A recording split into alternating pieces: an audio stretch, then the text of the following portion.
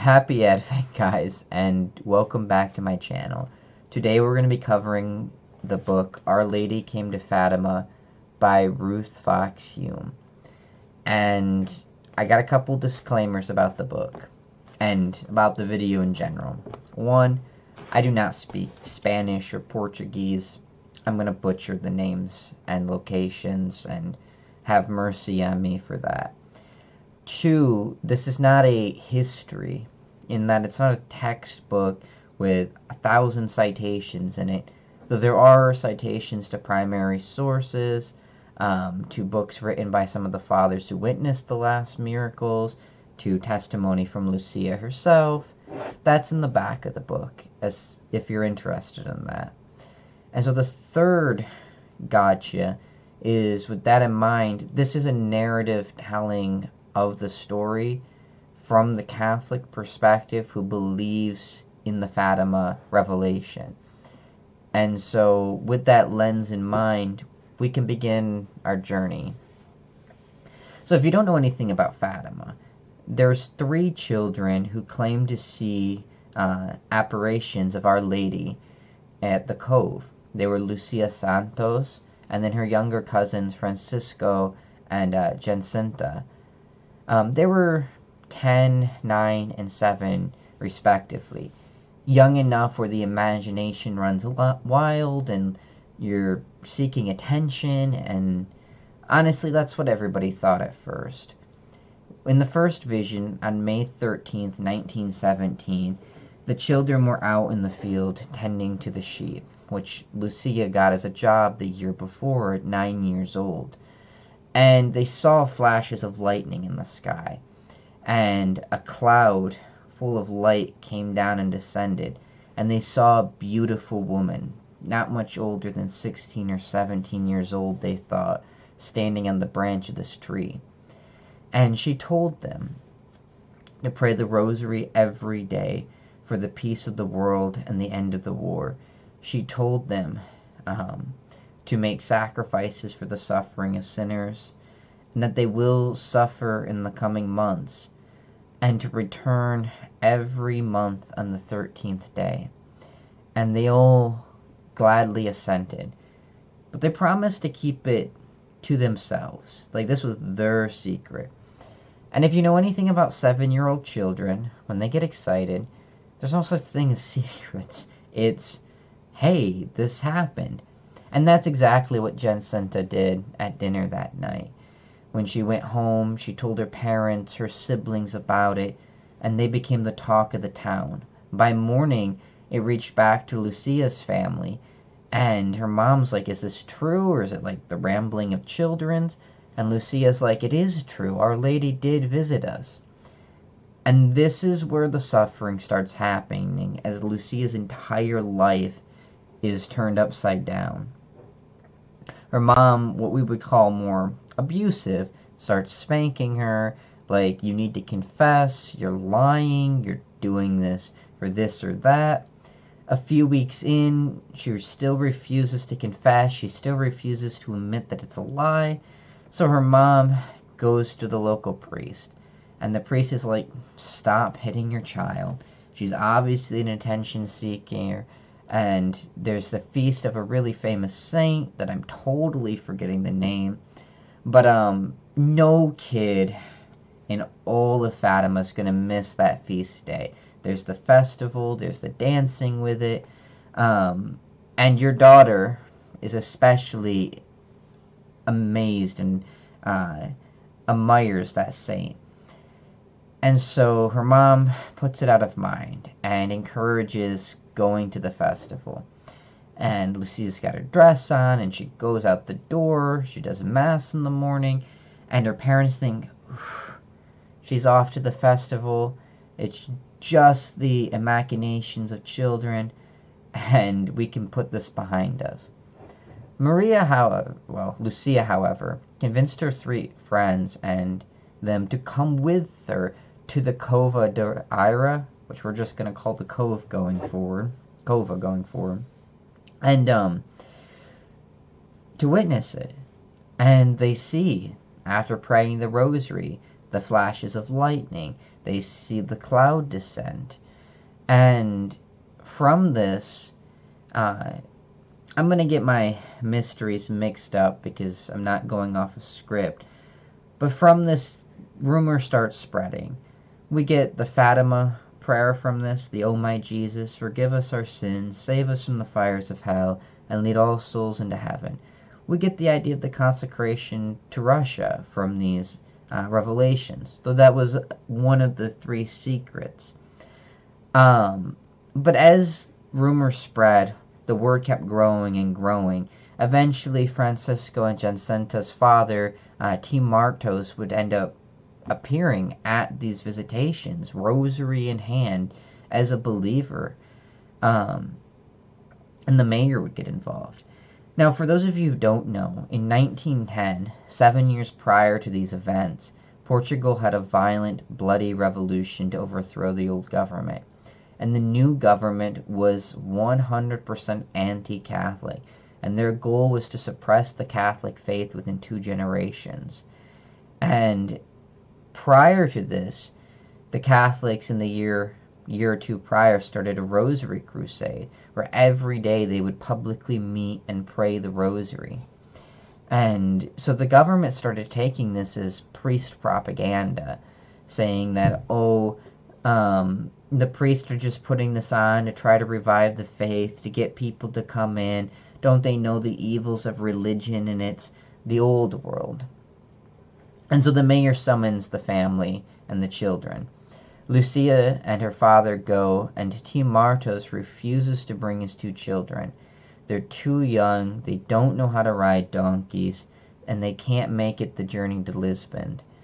And with that, they set off their way.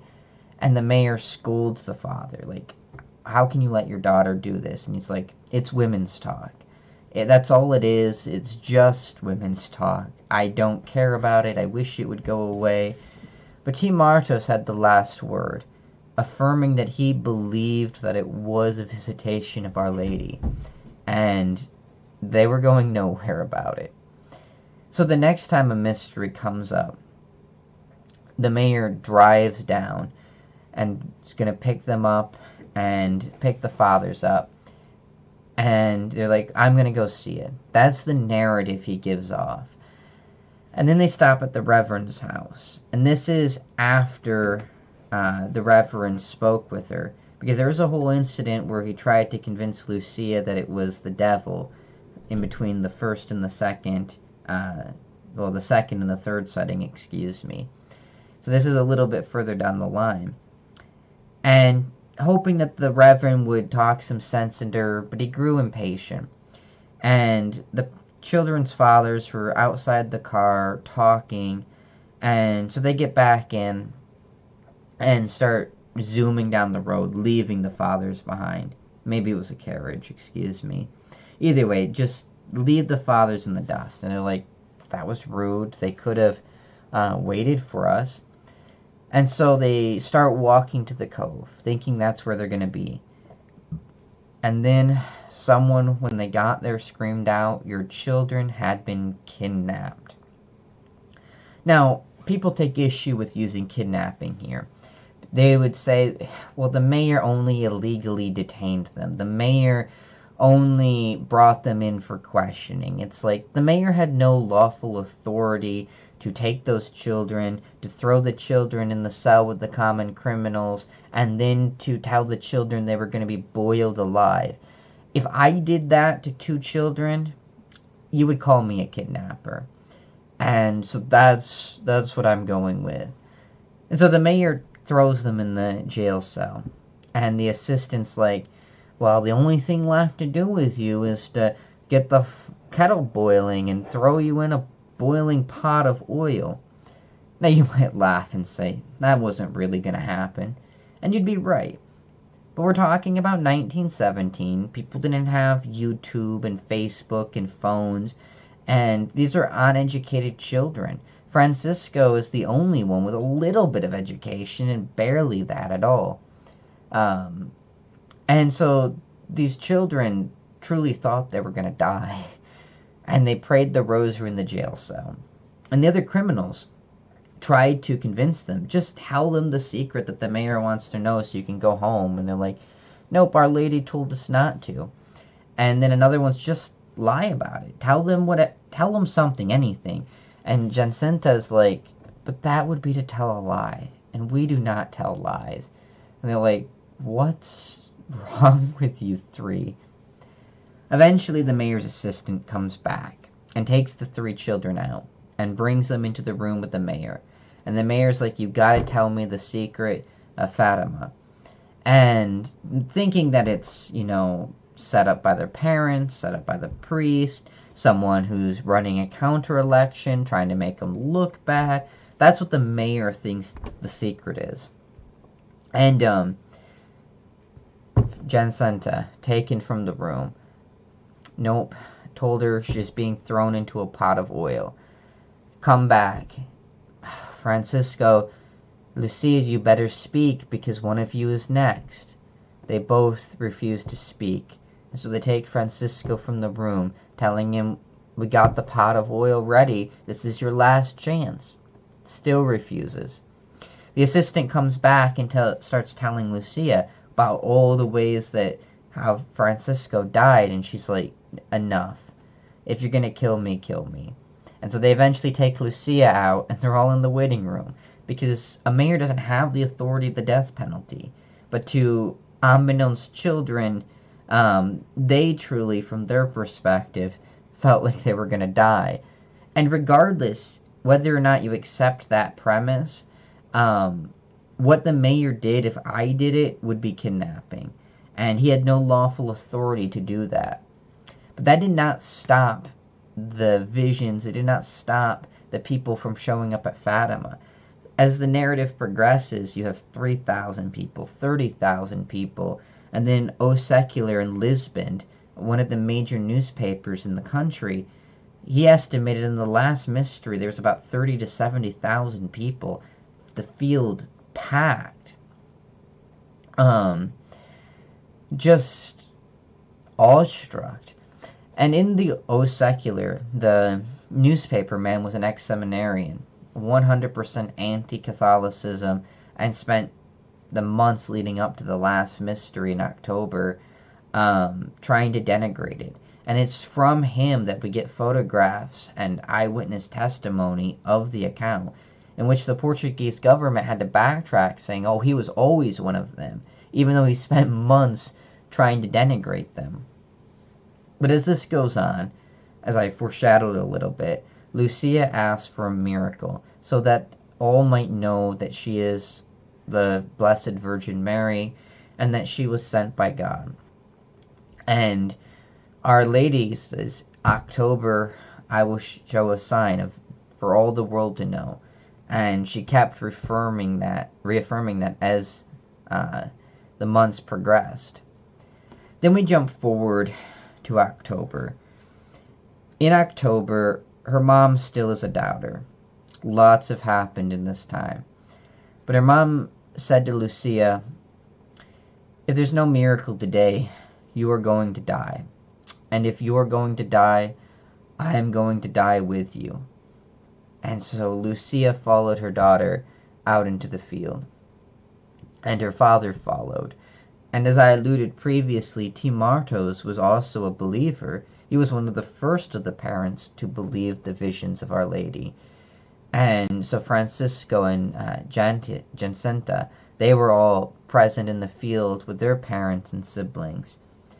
And there's 3 visions. 2 of them were common to all 3 children. One of them was just for Lucia. It's reported that Lucia stood up and said, look at the sky. The visions for the children, the first one was with the Holy Family, with Our Lady to one side of the sun and Saint Joseph and the Christ child on the other side of the sun. The second vision was Our Lady of Sorrows with an adult Jesus. And the third vision for Lucia alone was Our Lady dressed in the traditional garbs of Mount Carmel. What was reported in the papers was the sun took on a palish, silver-like disc color. and many colors reflected off from it on the grass, the trees, people's faces, and it danced in the sky. And at one point, it started to quote unquote fall, and that you could see this going on from miles around, um, to bear testimony to the event. And this is what caused a conversion to come back, to the Catholic faith, a resurgence. After the event, Lucia's parents would never call her a liar again over the issue, even though her mother, to the day she died, had doubts whether or not Our Lady actually visited, though. But life was forever changed for these children. Afterwards, a year later, Francisco would die of influenza. About a year after that, Jacinta will also die in her second hospital in Lisbon.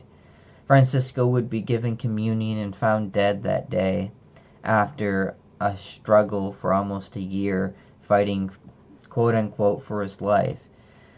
But he did not fear, because he remembered the words of Our Lady, that soon I shall come to take you. And he knew that this is what she meant, that he was not going to make it through this.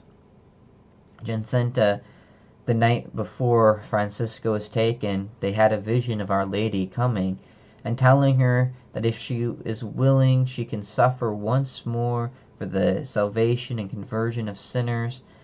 And Jacinta said yes, and that she'd be taken to 2 different hospitals, not to get better, but in the last hospital she would sit there alone until the day that Our Lady came and take her. And her parents took her to one hospital, the local one, trying to get her better. She had an abscess in her side. It was leaking pus, and she was in no shape, no signs of getting better. And eventually, Jacinta asked to be taken to Lisbon, and her parents were like, no, the local hospital can't do anything for you. They can't do anything for you. But Father Flamengo, I think that's how you say his name, don't quote me on it, he was there from the second to last apparition and the last one, and became a friend of them. He arrived with the Lisbon doctor in their automobile, just driving through the area, and said, hey, let's stop down there and see how the Fatima children are doing. And that Lisbon doctor took Jacinta to Lisbon, saying, we have a surgery that might fix her. And they couldn't find any place to stay, knocking on doors after doors, kept getting turned away. Nope, no room here, no room there, go somewhere else, until they found an orphanage ran by a single nun. This nun was infatuated with the Fatima story and so desperately wanted to talk to one of the Fatima children, but being alone running an orphanage, there was no way she could make the journey, because there'd be no one to take care of the kids. And in walks Jacinta. She needs a place to stay till they can do this surgery, and she gladly accepts and writes down almost every word this little girl says and asks, where did you learn this? And she's like, Our Lady told us, and I like to do a lot of thinking on my own. The surgery seems to go well, and Jacinta asks for last rites, and she was denied. She was denied for 2 reasons. One, the doctor says you are improving. You are in no danger of death. And 2, you are not in a fasted state. So without the circumstances of being in the danger of death, the normal communion rules apply. I will bring you communion in the morning. When the father returned that morning, Jacinta was dead, which is a grave tragedy, both of the children. Lucia, on the other hand, won't die until 2005. Because of the Fatima mysteries, Lucia became the talk of the town, and there was no peace. And the bishop, not quite a believer, gives her an opportunity to go to a convent school under an assumed name with the condition that she cannot speak to anyone about her true identity or the Fatima incident. And Lucia gladly accepts because she was so worn down and she had no real path or direction forward. Years go by. Eventually, she will enter the Dorthinian convent under a different assumed name, with the same condition that she cannot speak about the events at Fatima. It's recorded that she wondered if anyone even remembered the visitation of Our Lady and what had happened at Fatima. Until one day, a father appeared, asking her about it. He is making his May 13th pilgrimage. And she's like, May 13th pilgrimage? What are you talking about? It's like, everybody is going to Fatima. They're making pilgrimages. May 13th, October, there's shrines everywhere. He holds up a medallion of Our Lady of Fatima. And Lucia is reported in this book that she had no idea. Now, how true is that? I don't know.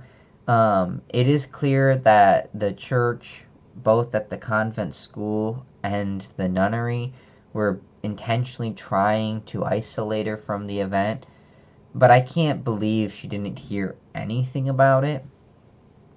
But she remained faithful to the bishop's orders not to talk about it.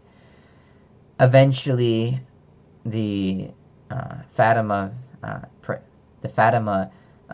aspirations were vetted and found worthy of belief.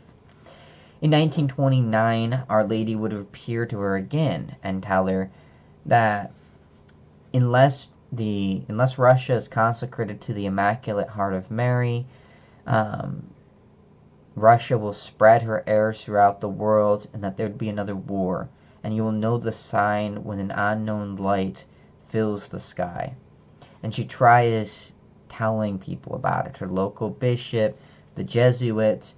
The local bishop never responded. Better things to do. The Jesuits did respond and got her message to Rome, but it was read, filed, forgot about.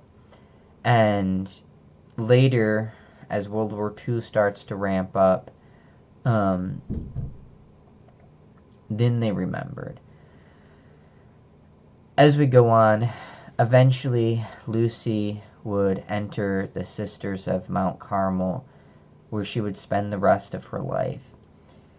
So I guess out of the 3 Fatima children, she had a better end result.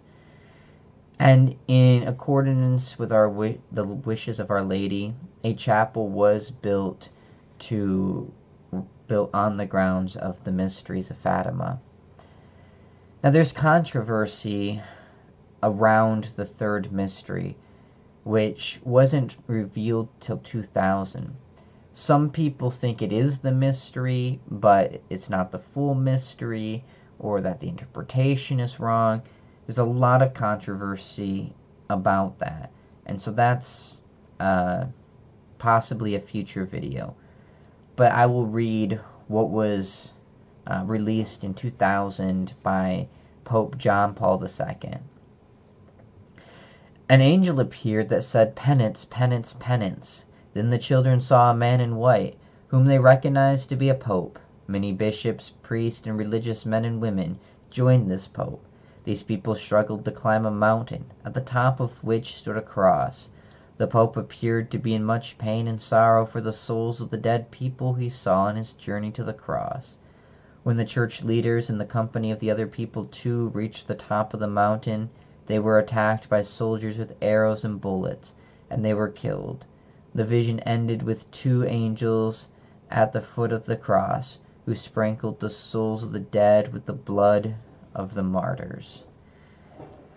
Possible interpretations. Popes have credited this revelation with the saving of their lives. Others take it as more of an apocalyptic sense, like some sedevacantists view it as a alternative church, and that this pile of dead bodies all those souls that are lost due to this artificial or fake church. That is a topic for another video. What I will say in closing of this video, pray your rosary daily. Much work and salvation of souls comes from the daily prayer of the rosary.